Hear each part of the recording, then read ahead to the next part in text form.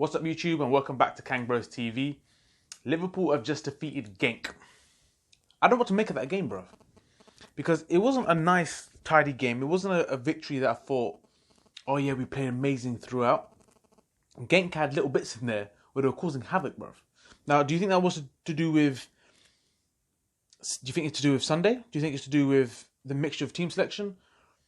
Did Liverpool take it seriously? I mean, what kind of factors do you think? I don't think it wasn't them taking it seriously. I just think that it was a case of Sunday's in mind. Obviously, with the team selection is clear, and I just felt that Liverpool were in control of the game, and I just.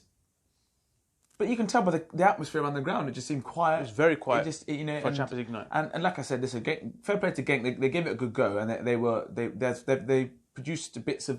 There was times when I thought hold on a minute, we're open here, but it just wasn't the most pleasing performance, but at the same time we were in control of the game, and I just felt like if we needed to score, I did feel that we could have done. Mo Salah today, I don't know what's wrong with the geezer. I hope he sorts it himself out for the weekend, but at the moment he just looks like he's shot on confidence. But listen, it's nice to be able to win that and be top of the group. I'm glad you said that because it's job done. If you think about it, like we finished up with the group as you mentioned. If hopefully we can. Well, it's nothing finished at all, but No, but as in job done, as in right, we got the 3 points. We got out there unscathed with no injuries. We go on to Sunday. That's what I mean, like job done. Is we're now top of the league. We got that done, and now we set ourselves in a good position to finish the table in a good way. So that's why I would say it was job done. And I'm glad you mentioned Salah because he was frustrating again to watch. And obviously, I'm hoping that by the weekend that he sorts himself out because. Is he trying too hard? Is he dying to score? What is I just felt like everyone almost tried to play up to it and trying to give him the ball just to get him to goal because then they'd be like, maybe he'll calm down now. But I just feel like, I don't know, it is frustrating, but like at the same time, he still does bits and you just think to myself, oh my God, there's no one else that can do stuff like that. So you can't get too caught up in it. I thought Ox, the guy is just, he seems to be hitting another level. Maybe it is a case of in Jurgen we trust because he didn't want to sign nobody because he knew that he had people coming back. Keita, Lallana and Ox were all to come back. So, maybe you just got to go with it because at the moment he's riding a wave. When he went down, I was nervous. One thing I wanted to say was, me personally, I've given not bad press, but I've made my thoughts clear that I think defensively Trent can still be got at. Today he made 2 last-ditch tackles which were brilliant. So, listen, it's obviously something that he is working at. He's 21 years old. He's had 100 caps for Liverpool, so you can't. Appearances for Liverpool, so you can't knock him too much. But like I said, it's great to see that other side of it because at least it is a case of that zing that you got out, the diag that just hardly left the ground, the daisy cutter. Bro, I don't even know what the distance was of that zing. Yeah, mad. It's all over Twitter, literally all over Twitter. Yeah, well, but the thing is, like he's got that side of it, and it's good to see him, coming in with last-ditch tackles. His positioning wasn't great for one of the for one of those blocks, but he managed to get around the blind side or whatever. But I don't like the fact that we're not keeping clean sheets either. It bothers me. It really bothers me. Yeah, but some of the commentators said, I think it was McManaman, even though I don't really rate some of the stuff that he comes out with, but he was saying that, Jurgen Klopp's not really going to care about the clean sheets. I think he does. I think defensively the unit does, and so does Klopp because we were very good last year and we are conceding goals. But at the end of the day, we're getting the results and we're getting over the line, so we can't complain too tough about that. Yeah. So does Ox start for you? Because you say Ox that he's riding a wave, and I've been saying we've been crying out for this midfielder who scores goals from outside the box, who offers something, not just the front three always scoring goals. He's done that since he's come in. Within about 3-4 games, he's scored way more than Henderson has, even since how many games Henderson's playing. So does he start for you against Man City? Well, if it's me, if it's me personally, I don't think there's much more he can do now to not be starting. But I think Klopp's going to go with Henderson because it's going to be tried and tested, and I think he probably will go for like the Fabinho, Wijnaldum, Henderson midfield because it's tried and tested. That's your strongest side with the view that Ox could come off the bench and you've got Milner as a backup and whatever. I would start him. I'd go instead of Henderson. I'd go Ox because if Liverpool win this game, they're 9 points clear. If they lose this game, they're 3 points. If it's a draw, then whatever. But for me, it's just I just think that with the fixture pilot, which we will talk about in a second, but with how that's looking, this game's if we win this game, it will be a nice feeling. It'll be a good place to be. I think you're right. I think he's still going to go with Henderson. There's been times like I don't see it. I don't see what how Henderson is still playing based on his performances. So and I still believe that Klopp's going to do it again. He will give Henderson, like you said, a trial tester. So it will frustrate me a little bit, but hopefully Henderson is up for it. You know what I mean? We don't hate. Well, if you can't get up for those games, then that's the we've got nothing against Henderson personally as a person. So I hope he goes in there and he does do well. But I think that's the trio that he would go with, like you said. So let us know your thoughts on that. See if you agree with that. And I think Ox has done more than enough now to actually get in that position. And the other one was Naby Keita. There was mixed reviews on him now because some people saying he had a great performance. Some saying that he was just labour. He didn't really, he just laboured around. He didn't really do too much, and he was just sort of very comfortable for him. How did you think he got on today? Because he's got a lot of critics to answer to. Like, people now are saying, "Come on now, show us something." For me, I don't think he was really bad, or I don't think he was really great. I think he was bang down the middle for me today. For me, it wasn't great. The only thing that worries me is, and this is where I will give Henderson his props, is that if he loses the ball, Henderson is quick to react. And he will bust gut to get back. And when I see Naby, I just see he's labouring, and I feel like he's, and you can actually feel like you're watching him. You look at him and you can feel him going, fuck.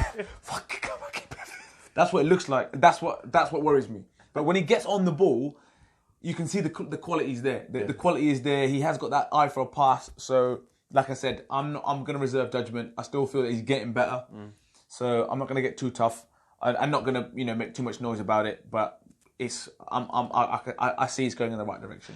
Gomez for me was okay. He was pretty good today as well. He didn't really get out of second gear for me. He sort of. But no, I don't think the whole team got out of second gear. Yeah, that's what I'm saying. The whole game was a bit like that. But I'm just on for Gomez himself because I'm just trying to think that who's going to start against Man City. Well, he ain't going to start. I think we all know what's going to happen. It's going to go back to what he knows. So I don't think there's too many questions, and I don't think there's too many shirts available at the moment, and unfortunately I think that's what's going to be. My question to you would be, who was your man of the match today? That is a tough one, man. It's Ox for me. I just thought he was a constant thorn, and I just thought, although he scored that goal at the end, but he just all game just gave you that drive in midfield which we lacked, and picking up the ball and running at people. So for me, I don't think you can look too far past him. Yeah, I agree with you. I think you can't really look too far past him, especially for the goal as well. But Gini was good as well. I mean, Gini was battling around. Good finish as well. Really good finish. And for that sort of angle to get it, it was a good goal. So out of them two, but probably Ox. So now that let's get on to the next point, which I've been literally spewing about it all day. It's this fixture pileup that's come from the Carabao Cup, which was on the 16th initially, but now on the 17th to then play on the 18th in Qatar. So you have to go from Villa Park to Qatar. And then you wonder why these teams, the Premier League teams, don't prioritise the Carabao Cup. Well, there's your fucking answer. That is actually shocking. Like, now, what do you think Klopp thinks of the Carabao Cup now? That people already saying before this that he was saying you don't give a shit. Now, I don't blame the guy. I'll tell you one thing now, and we joked about it earlier. And send the legends, bruv. Send the LFC legends. Yeah, they're getting enough games in there. Send them. Yeah, to Carabao Cup, because that's how much of a mockery it is. How can you expect a team, European champions, right? Obviously, they're going to go to Qatar, and let's be honest, once you've earned the right to be there, so you go make your pee. You have to. The Liverpool fan base in Qatar, that's going to have to be a priority, because the Carabao Cup, I'm sorry, right? If you're an organiser of the Carabao Cup, you're going to want a strong Liverpool in there, or you want a presence of them in there. Yeah. But you can't then expect them to play on the 17th and then be in Qatar. They have to be there 3 days before the thing starts or something stupid like that. It's mental.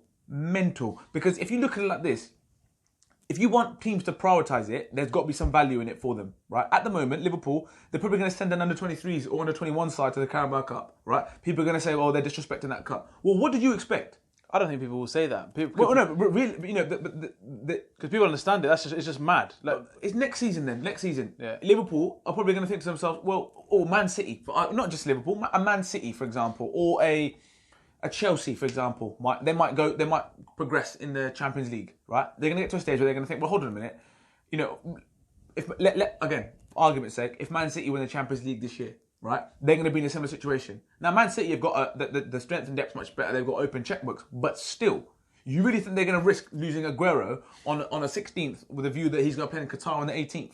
Never been. And then you can look at it from other teams like United and stuff like that. They don't prioritise this cup. Fucking scrap it then.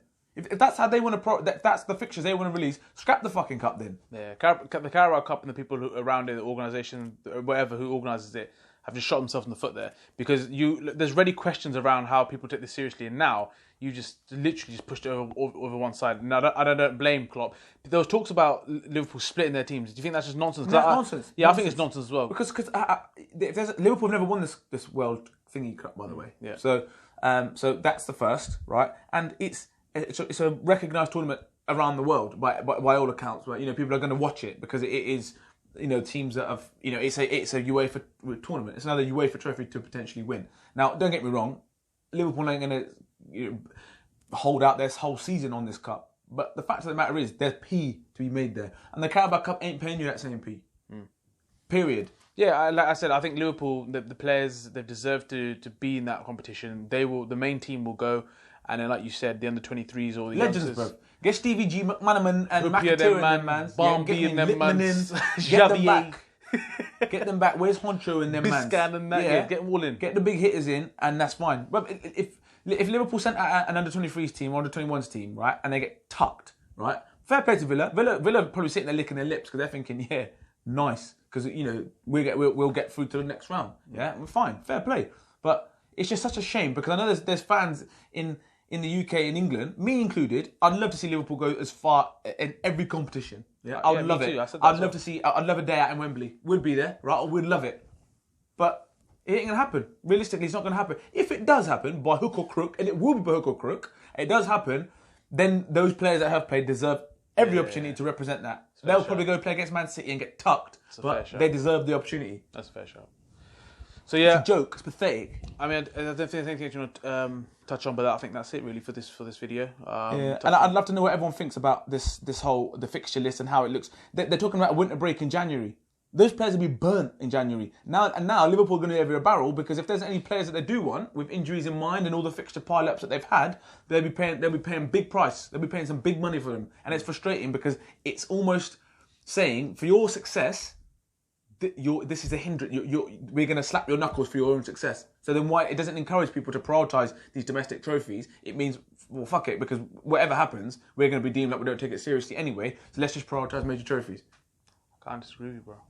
It's such a piss take. Like, just because we were saying in the last video, like you just said there, that we want to be involved in every competition, take it seriously, and then this happens, and it's just like, what? When I saw the calendar, I thought, one day, are you serious to even do that? I'm listening to what they're saying. Oh yeah, Klopp's you got trust in his team, so he'll send somebody here and send some. Why should he have to do that? Yeah.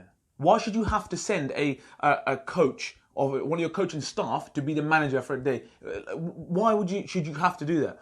His success, everything that he's built. And it's getting pretty much. He probably would have liked to win the League Cup to say I've done that as well. But you're punishing him for success. It's mental. The thing is, you also mentioned about Villa licking their lips. There's going to be a part of Villa saying, "Hold on a minute, there's no Jurgen Klopp here. We're not. You know what I mean? We're not actually facing Liverpool right now, even though they go through to the next round. But even then, it's a bit of a weird one for them, isn't there? Like." No.